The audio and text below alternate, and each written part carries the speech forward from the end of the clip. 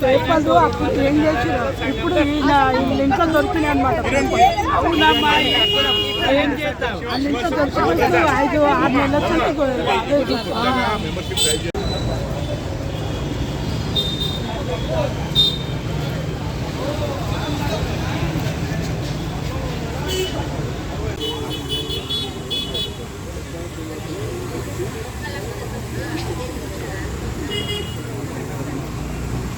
పదహారు గుంటల 18 square yard అంటే దగ్గర 1965 గజాలు ఉందనేది వాళ్ళు మనకు ఒక ఆన్ పేపర్ రికార్డ్ ఇచ్చారు. ఆ పేపర్ రికార్డ్ జాగని మన కుర్మా శ్మశాన్ ఘాట్ ఇక్కడ నిర్మించుకోవడం జరిగింది.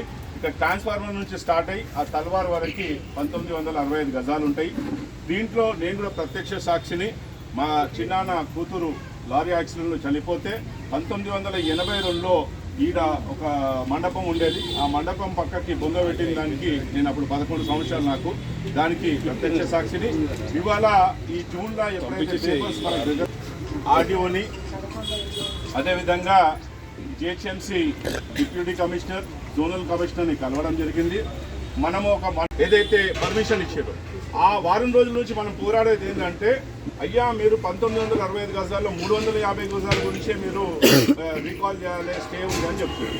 మిగతా 1600 గజాలని మీరు ఎందుకు తీసుకుంటలేరంటే, ఇప్పుడు ఇన్స్పెక్షన్ జోనల్ కమిషనర్ వాళ్ళ డీసీకి ఇచ్చిండు.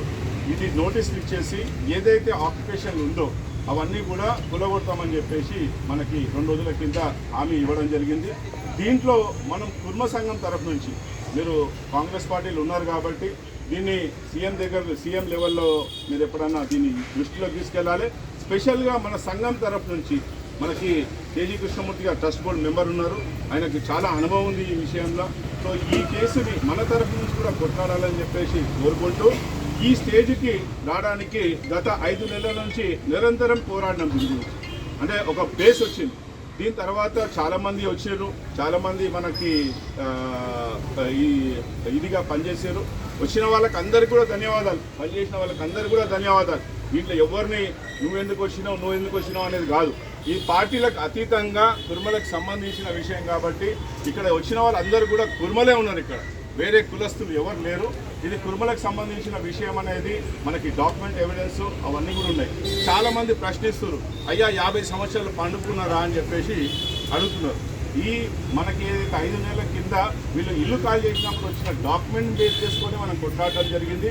1985లో ఒక ముస్లిం అతను వితౌట్ ఎనీ ఓ ముస్లిం అతను దీన్ని రిజిస్ట్రేషన్ చేసినట్టు మనకు డాక్యుమెంట్ ఎవిడెన్స్ దొరుకుతుంది.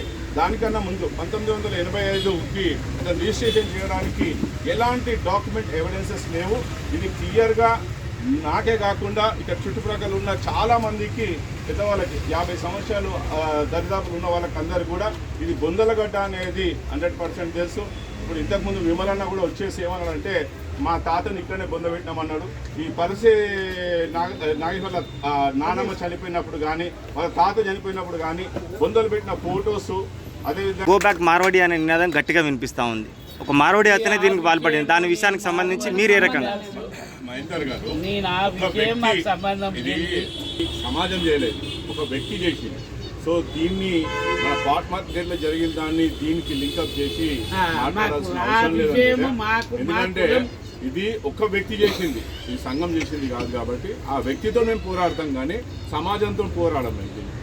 దయచేసి దీన్ని మార్వాడీలకు కుర్మలకు సంబంధించిన పోరాటంగా చూడొద్దు. దయచేసి ఇది ఒక మార్వాడి అతను ఎవరైతే ఇది కబ్జా చేసిందో అతని మీద పోరాడడం కానీ మేము మార్వాడి సమాజం మీద పోరాడడానికి ఇది మాత్రం అందరిని పిలిచి ఇన్స్ట్రక్షన్ ఇచ్చినా అది కుర్మ సంఘానికి సంబంధించిందే, గ్రేవ్ యార్డే, అది బొందలగడ్డనే, కుర్మోళ్ళకు సంబంధించింది, వాళ్ళకే చెందాలి అనే మాట మాట్లాడింది. తప్పకుండా నా శాయశక్తుల కోర్టులో ఉన్నది కనుక ఇది మనం కోర్టు ద్వారా చేయాలి. ఇక కోర్టు ద్వారా చేసేది మొన్న నాకు శ్రీకాంత్ చెప్పిండు, కళావతి చెప్పింది, ఈ తమ్ముడు కూడా శివప్రసాద్ అతను కూడా ఫోన్ చేసిండు. రేపు పొద్దున్నే రావయ్యా పోదాందా అని చెప్పి నేను శ్రీకాంత్ తీసుకొని రా అని చెప్పిన. ఎందుకంటే ఇప్పుడు సికింద్రాబాద్ ఏరియా మొత్తం శ్రీకాంత్ చూసుకుంటూ ఒక ఉపాధ్యక్షుడిగా రాష్ట్ర కుటుంబ సంఘం ఉపాధ్యక్షుడిగా శ్రీకాంత్ చూసుకుంటూ కనుక శ్రీకాంత్ని తీసుకొని రా అడ్వకేట్ దగ్గరికి పోదాం మాట్లాడి చెప్పి నేను ఏపిచ్చేస్తా అని చెప్పిన అప్పుడు రాలే. నిన్న ట్రస్ట్ బోర్డు మీటింగ్ ఉంటే శ్రీకాంత్ కూడా ట్రస్ట్ బోర్డులో మెంబర్ నిన్న ఎల్లదీసిండు. మొన్న ఎల్లదీసినప్పుడు నేను వస్తున్న శనివారం నాడు వస్తున్నా అన్న. ఇవాళ పెళ్ళిళ్ళు ఉండే అయినా తర్వాత పోదాము అని మీరందరూ నేను ఇంతమంది జమ అవుతారు అని నేను అనుకోలేదు. ఈ కమిటీ మెంబర్లు 5-6 మంది ఉంటారేమో అనేది అనుకున్నా. సరే మిమ్మల్ని అందరినీ కూడా జమ చేసినందుకు వారిని ఇది సంఘం టేకప్ చేస్తుంది. సంఘపరంగా పైసలు ఖర్చు పెడతాము, సాధిస్తాము, అది మీకు హ్యాండ్ ఓవర్ చేస్తాము. జిహెచ్ఎంసి పరిధికి వెళ్ళి దాని ద్వారా కాంపౌండ్ వాల్ కానీ మిగతా లోపల ఏమేమి బోర్వెల్ కానీ ఏది కానీ చేపిద్దాం.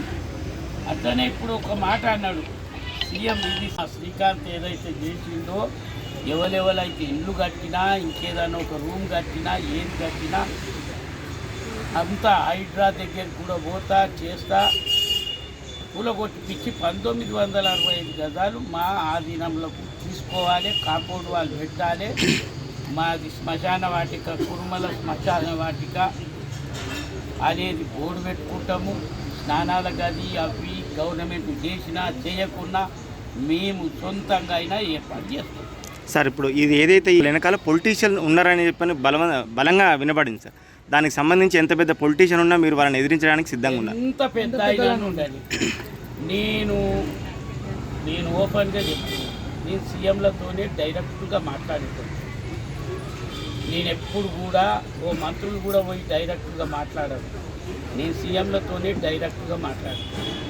నేను పొలిటీషియన్గా ఉన్నా ఒక గోరుమందం భైరవికార్ కానీ గోరుమందం ఒక్క రూపాయి నోటు కానీ నేను సంపాదించిన దాఖలాలు లేవు. ఎవడు వేలు పెట్టి నాకు చూపించలేడు. కనుక నేను ముక్కు సూటిగా ఏ ముఖ్యమంత్రితోనే మాట్లాడతా. ఇక మంత్రులతోని ఎవడో పొలిటీషియన్ ఉంటే మేము భయపడేది ఏంది నా జాతి గురించి, దేనికంటే దానికి సిద్ధంగా ఉన్నా. గతంలో మనం ఎందుకంటే శ్రీనివాస యాదవ్ కూడా వచ్చేసి ఇక్కడ విజిట్ చేసి వెళ్ళడం జరిగింది. ఇది కుర్మోనది కాబట్టి కుర్మోలకు ఎట్లాగైనా కూడా దీన్ని చెంద చేయాలా, నేను బట్టి చేసుకొని మీకు ఆయన బట్టి చేస్తానని చెప్పేసి మాకు వాగ్దానం ఇవ్వడం కూడా జరిగింది. కాబట్టి మాకు ఎందుకంటే పూర్వీకులు ఇప్పుడు మన శ్రీకాంత్ గారు చెప్పినట్టుగా పూర్వీకులు ఇండియన్లను చేంజ్ చేసిండ్రు అని. కానీ మా పూర్వీకులు ఏమంటే కాయిదాలు లేనిది ఏం లేనిది మా కుటుంబం సంగతి ప్రెస్ వాళ్ళకి తెలుసు, అందరికీ తెలుసు కూడా. ఎందుకంటే ఎవిడెన్స్ ఉంటేనే మేము ముందుకు పోతాము, ఎవిడెన్స్ లేనిది మేము ముందుకు వెళ్ళము. కాబట్టి ఆ కాయిదాలు దొరికినాయి కాబట్టి మేము దాని కాయిదాల బేసిక్ తీసుకొనేసేసి వాళ్ళు గవర్నమెంట్ ఆఫీసర్లకు కూడా మేము ఇన్ఫార్మ్ చేయడం జరిగింది.